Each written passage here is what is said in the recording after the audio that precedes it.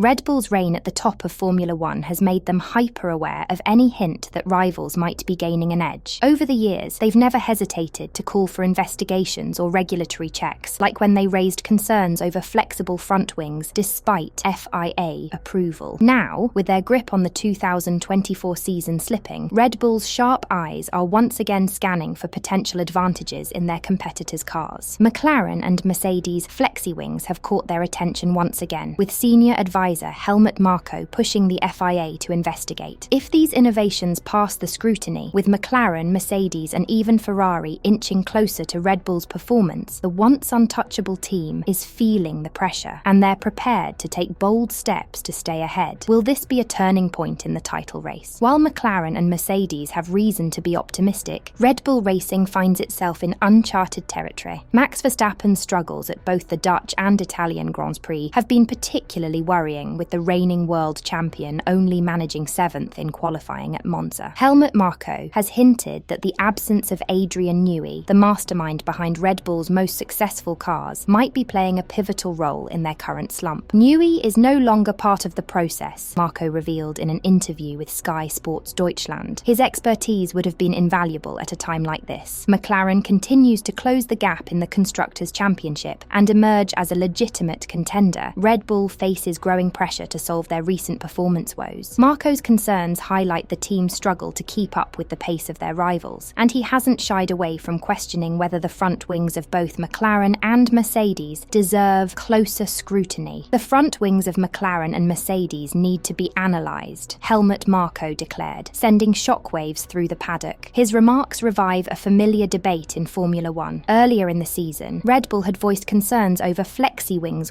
that subtly bend at high speeds to create an aerodynamic advantage. All teams' front wing designs must pass a flexibility test administered by the FIA as part of their regular technical checks of the cars. But it is an area teams will try to push as far as the regulations permit, given the performance gains by making the aerodynamic parts more efficient when passing through the air. Marko's recent comments imply that Red Bull remains cautious, suspecting that some teams might still be pushing the boundaries. With McLaren and Mercedes closing the performance gap, the scrutiny over potential irregularities is heating up, and Red Bull is not letting these concerns fly under the radar. McLaren, in particular, has become Red Bull's most serious threat in the title race. Mercedes, on the other hand, secured 3 out of 4 wins leading up to the summer break, bringing them into Red Bull's crosshairs. With the FIA now called to step in, the Italian Grand Prix served as a clear sign of Red Bull's struggles, as Max Verstappen and Sergio Perez found themselves starting from the 4th row, with Verstappen finishing 6th and Perez 8th. Marko was vocal about his concerns that the front wings of McLaren and Mercedes differ from the rest of the field. After Lando Norris's dominant win at Zandvoort, Horner chimed in, echoing Marko's call for FIA involvement. "The regulations are clear," Horner said after the Italian GP. "If these designs pass the FIA's tests, we'll have to join the party." This isn't the first time Red Bull has faced scrutiny over wing designs. Back in 2021, following the Azerbaijan GP in Baku, Red Bull's front wing was found to exploit aerodynamic flexibility within the rules, forcing a regulatory change. Ferrari's team principal Fred Vasseur also waded into the conversation, although with a lighter touch. When asked about the Red Bull-led complaints, Vasseur humorously remarked, "This is a conversation for FIA's Nicolas Tombazis, not for the media." Ferrari, fresh from their 3rd victory of the season, courtesy of Charles Leclerc at Monza, seemed unfazed by the drama unfolding between Red Bull, McLaren and Mercedes. Adding to Red Bull's current woes, Max Verstappen has identified a specific weak spot in the RB20. According to Marko, Verstappen realised where the car's performance has fallen short during Saturday's qualifying session. Now, the team is scrambling to rectify the issue, but as Marko candidly admitted, if we knew exactly what went wrong, we wouldn't be in this position. Meanwhile, McLaren finds themselves in a different kind of post-Monza scrutiny. After a daring first-lap move by Oscar Piastri on teammate Lando Norris, McLaren team principal Andrea Stella confirmed that the team will review whether this pass breached their internal papaya rules of engagement between their drivers. The term, coined over the weekend, humorously refers to McLaren's internal code for how their drivers should behave on track when racing each other. McLaren's unexpected rise to the front of the grid has added new layers of complexity, with both the Constructors' and Drivers' Championships now realistic targets. After another solid performance at Monza, Norris has reduced Verstappen Verstappen's lead to 62 points, thanks to his P3 finish and a bonus point for the fastest lap. While Norris's shot at the title remains a long shot, McLaren's continuous review of their papaya rules indicates a growing awareness that they may need to prioritise Norris if they are to mount a serious challenge. However, with Piastri showing no signs of backing down, as seen in his bold move at Monza, Stella hinted at upcoming changes. "We're going to review how the papaya rules are enforced," he said. "McLaren's goal is clear. Both championships are within sight, and they need every advantage they can get." On the Red Bull side, Sergio Perez expressed frustration after finishing 2 spots behind Verstappen. Perez was quick to dismiss the idea that it was a positive weekend, despite the relatively close gap to his teammate. "Honestly, I wish the gap was bigger. If Max was winning, it would help the team more in the constructors' standings," he said bluntly after the Monza race. Red Bull, long accustomed to their lead at the top, now faces the uncomfortable reality that both the drivers' and constructors' championships are under serious threat. Mercedes team principal Toto Wolff, never one to shy away from a jab at Red Bull, found their sudden downturn in performance strange. "It's weird. This is not the same Red Bull we saw at the start of the year. Max has been able to hold them up, but now even he seems to be struggling," Wolff remarked when asked about Red Bull's drop in competitiveness. The FIA has now confirmed that all the front wings are in line with the rulebook, stating, "The FIA is examining front wings at every event with numerous checks with respect to the relevant F1 technical regulation. All front wings are currently compliant with the 2024 regulations." Since the Belgian Grand Prix at Spa, randomly selected teams have been required to run FIA-mandated cameras on their front wings in the Friday practice sessions as part of a data-gathering exercise. It is understood this was introduced not because of any questions over the degree of flexibility of the front wings, but instead as a way to help inform the future technical regulations concerning that part of the car. The FIA will continue to run the tests in practice until at least the Singapore Grand Prix to ensure that every team has run the FIA camera on different types of circuits, ranging from Singapore's low-speed street track to Monza, the quickest race of the year. The FIA retains the authority to implement new tests if any irregularities are suspected, though there are currently no immediate plans for such measures. However, the situation is being monitored with a view to potential medium and long-term adjustments. This development leaves Red Bull considering possible modifications to their front wing designs. If McLaren and Mercedes' approach is deemed to provide a performance edge, Red Bull may follow suit in order to stay competitive in the ongoing championship battle. After failing to win any of the last 6 races, Red Bull is working to understand its recent car issues. Verstappen claimed at Monza that the car had become a monster, and that without major changes, neither championship was realistic for the team to win, despite his 62-point lead atop the drivers' standings. Do you think Red Bull's concerns about McLaren and Mercedes' front wings are valid, or is it just part of the usual mind games to maintain their dominance in the championship? Let us know in the comments. Until next time, goodbye for now.